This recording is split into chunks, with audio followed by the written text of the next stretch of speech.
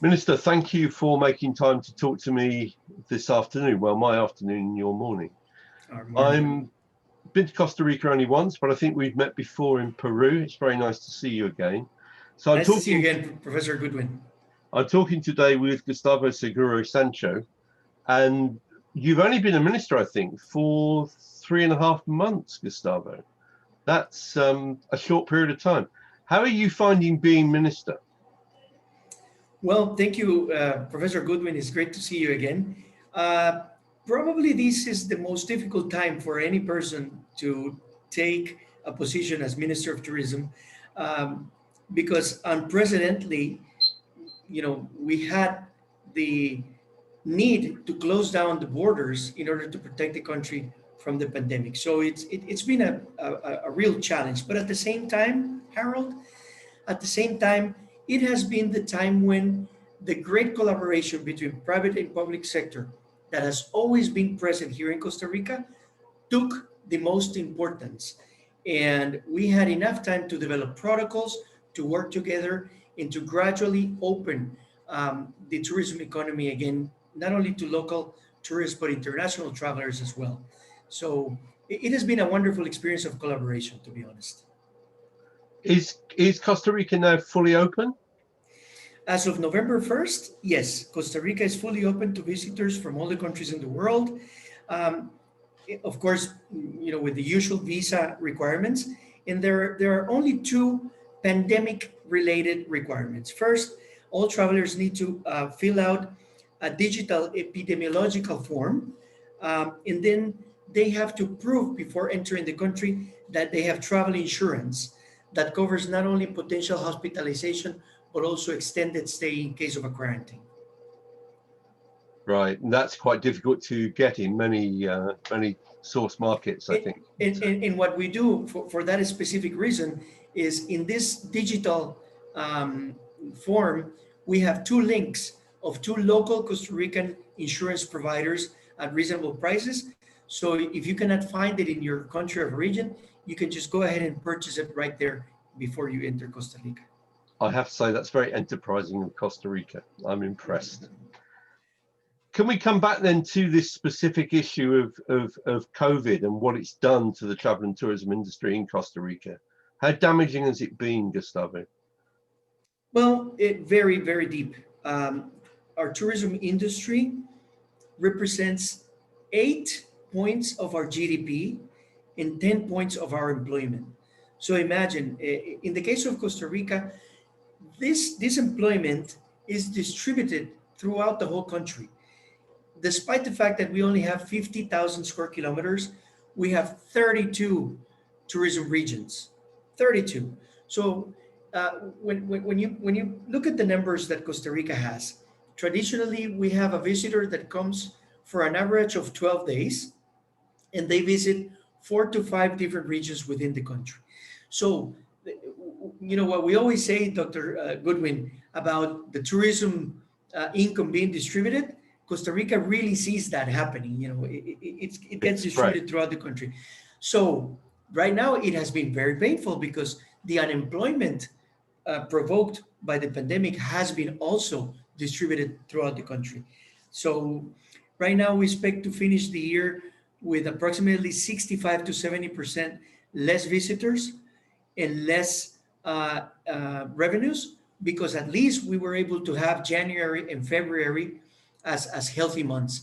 Had we not had those 2 months in the beginning of the year, it would have been even worse.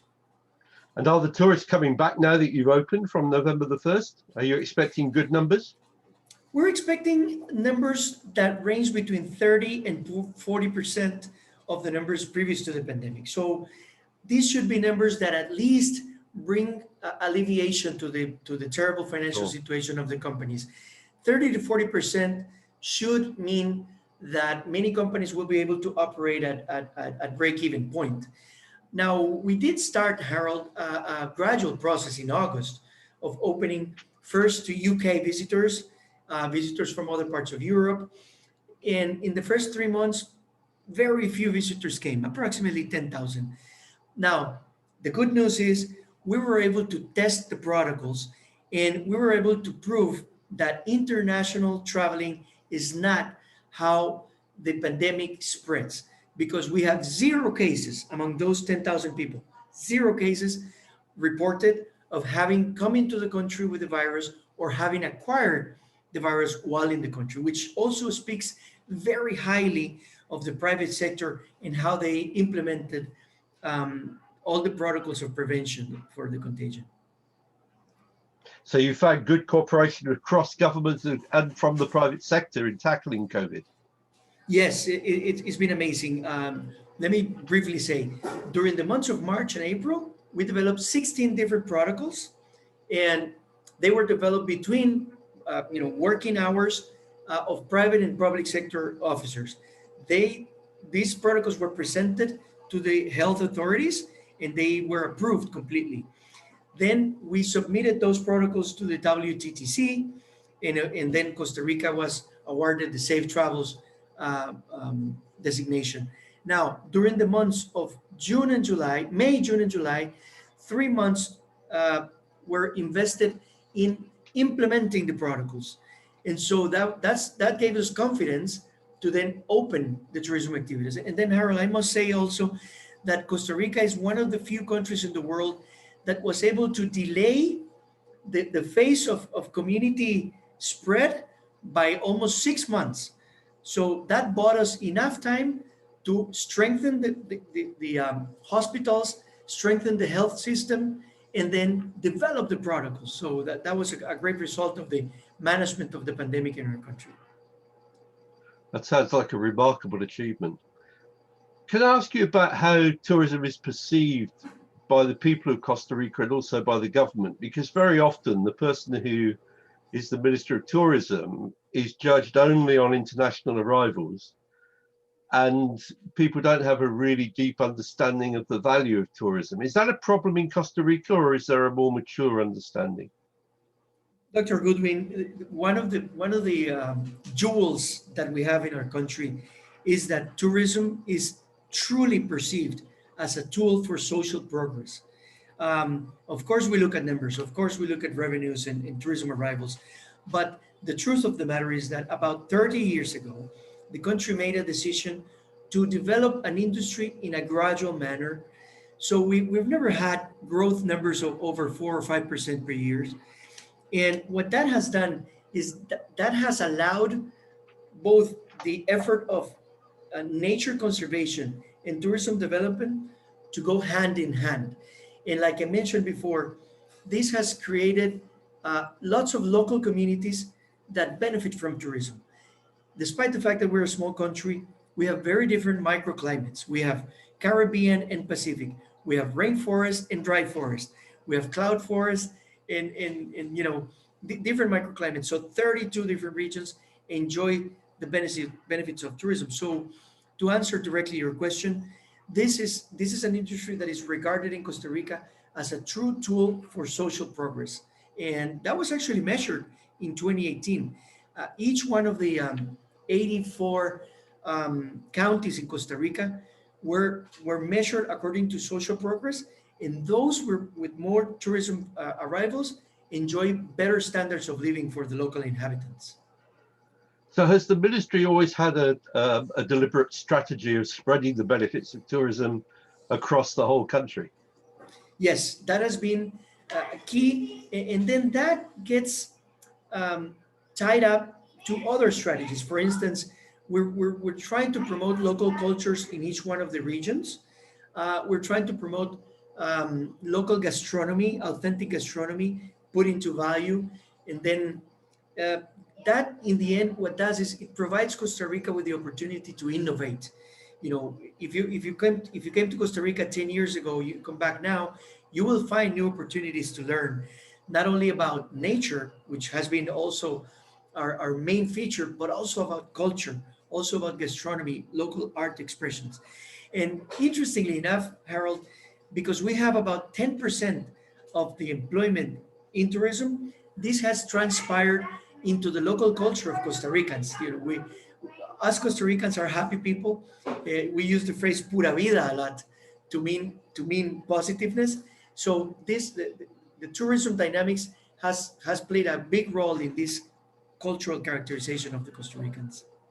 I remember, I think the only time I've been to Costa Rica, I went to visit the Punta Hotel, Uh-huh. and I was staggered by the way in which the developers of that hotel and the people who were managing it had deliberately created a whole artistic community around the hotel and started a furniture factory and various other things so that they could locally source. I think Costa Rica has had some excellent examples of that for many years.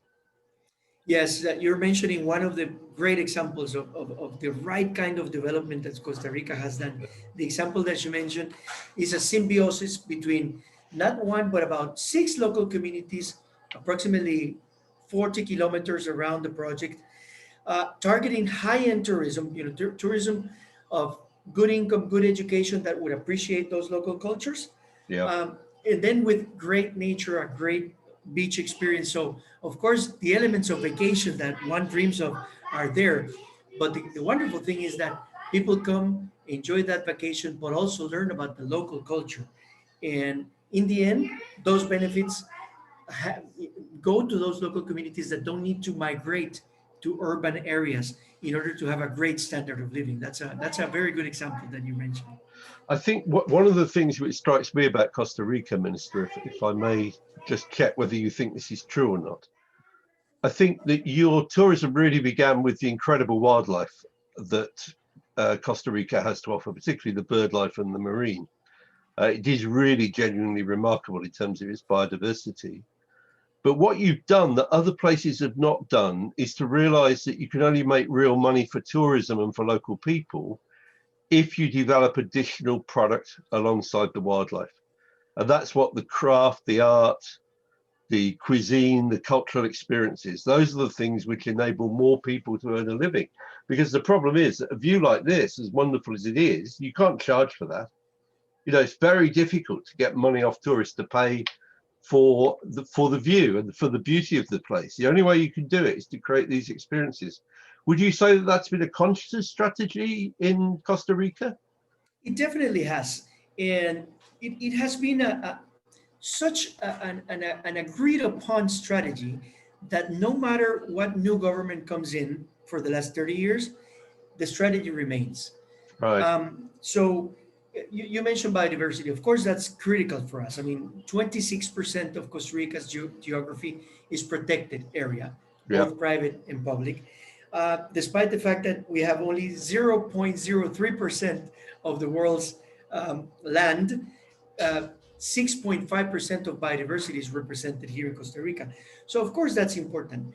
But in order to make this industry an industry that truly brings enough economic activity for social progress, we have had to target the right kind of visitor. That's why we love the European and the UK market, because it's a visitor that is interested in really coming here and living the local experience, feeling as though you're a Tico for 2 or 3 weeks, in learning our way of doing things.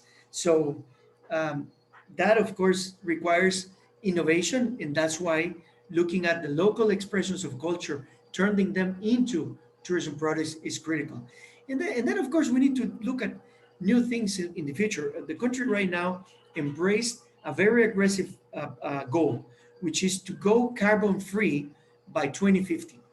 And we believe that the tourism industry in Costa Rica will be the pioneer of that goal of having this economy be carbon free by 2050, led by the tourism industry. That's a noble ambition. The problem, of course, remains the flights. We need to work really hard at decarbonising aviation, and we have a panel That's on true. that next week at WTM. We also have a panel on biodiversity.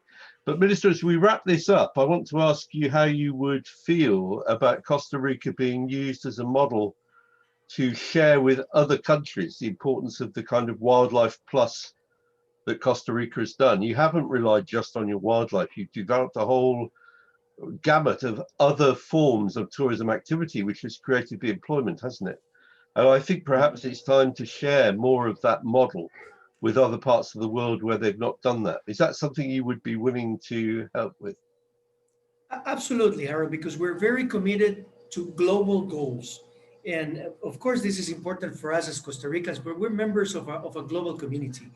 And it's actually both an honor and a big responsibility to share to the world, our model of development. We recently launched a pledge called the Pura Vida Pledge, which basically means, we really want to share with the world what Pura Vida means in terms of mentality. Um, Minister, uh, I'm going to have to stop you there because we're going to crash okay. the pips, as we say in the UK. Thank you very much indeed for spending time with me this afternoon.